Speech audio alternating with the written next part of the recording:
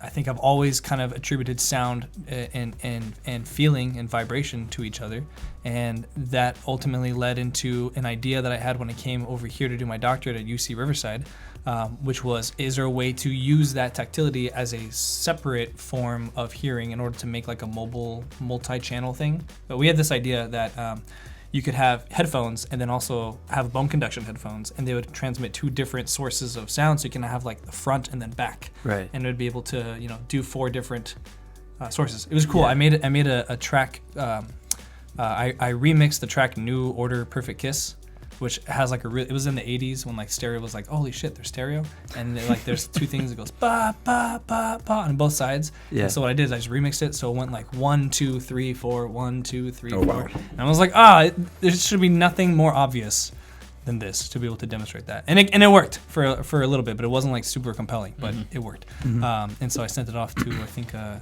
small talk a long time ago in 2017, but didn't go anywhere because I had no idea what I was doing.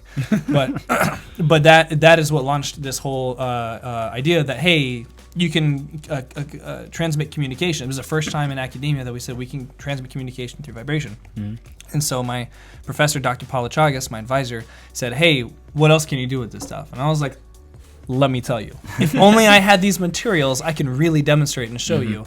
And then he said, okay, fine. So here he gave me, they gave me some money to get some materials. We got a sub pack. We got these little exciting, pieces of the technology that we'll go into later. And what's the sub pack before you? The sub pack is a backpack. It's like a wearable subwoofer. So you can, you wear it, and then it provides all the low frequency information through vibrations in your body, and then you have to plug in headphones to get the rest of the information. Nice. And then there's these little things, speaker driver components called exciters, which is basically like a speaker driver, but you rip out the cone, and then instead of attaching it to anything else to move air, you attach it directly to a surface, and then it moves as a surface just a little bit. Less than millimeters thick it moves. And so between all of that stuff, I started experimenting, and I started really coming up with a lot of stuff. And eventually that made its way to what we have today, which is the prototype of our thingamajiggy over yonder that is not in frame.